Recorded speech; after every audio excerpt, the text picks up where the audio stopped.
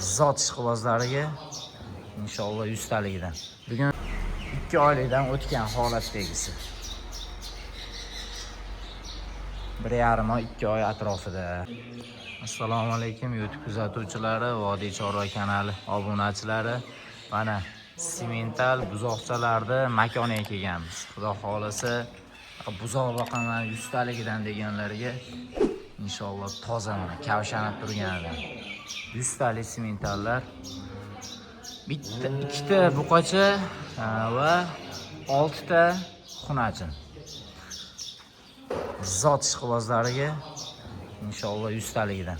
Bugun 13-iyun 2026-yil hafta kuniga shanba bo'ldi. Mollarni bir qator ko'rsatamiz. Andijon viloyati Asaka tumani Xayrg'och mahallasida Oztakani fermasidan chiqaryapmiz ushbu mollarni. Ikkita buqacha dedik. Mana bitta yirigi bor. Baholisi 100 talik mana baqbaqalar osilganida.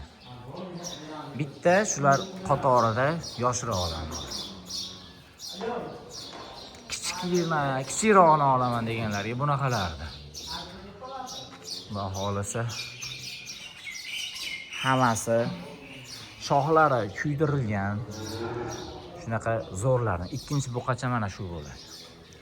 Qolganlari xunajin. Baholisi zot ishqibozlar o'zi biladi, mana teridan, rangidan, tuyog'idan, holatidan. Ular sementalda nima sifat bo'lsa, hammasini topadi. Mollar holati, yeb ichishi, sog'lig'iga, hamma yo'g'iga fermadan olyapsiz, xudo xolasa garantiyasi bilan olasiz. Vodiy bo'ylab dastavkalari ham mutlaqo tekinga ichida. Agar uzoqroq masofa bo'lsa, dastavkasi kelishiladi. Xo'p, hammasini shoxlari kuydirilgan ekan.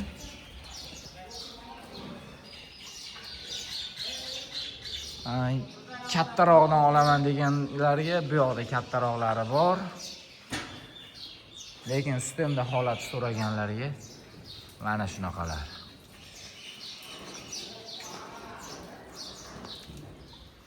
Narxiga keladigan bo'lsak, narxi mana shu ko'rib turganinglar hammasi 23 million 500 ming so'mdan xayri bor.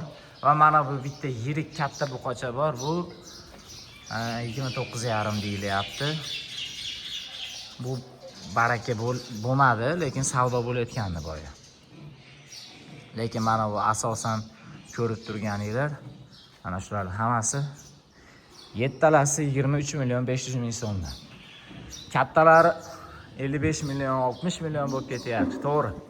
Lekin mana unda shunaqa ko'chatidan oling. Suti bilan boqasiz buni yoki-da mana ko'ramiz. O'zi shunaqa mana. Silios tashalgan, ozuqaviyligi mana shunaqa drablkadan chiqqan beda. Shunaqa berib qo'yasizlar. Bu qo'shimcha ozuqa, lekin sut bilan boqsanglar yana ham zo'r katta bo'ladi, lekin mana shuni yeb yurgan mollar. 100% sut bilan boqmaysiz. Ozroq sut bersa yana ham yaxshi. Ular turishiga netchi. Mana shu hozir biz ko'rsatgan ratsion bo'yicha boqsa ham o'zgarish bo'laveradi. Chunki o'ta kichkina emas bular. 2 oylikdan o'tgan holatdagisi. 1,5 oy, 2 oy atrofida. Xo'p. Kelasizlar, baraka qilasizlar inshaalloh. Foyda qilasizlar. Zo'r foydalarda sotishlik nasib qilsin.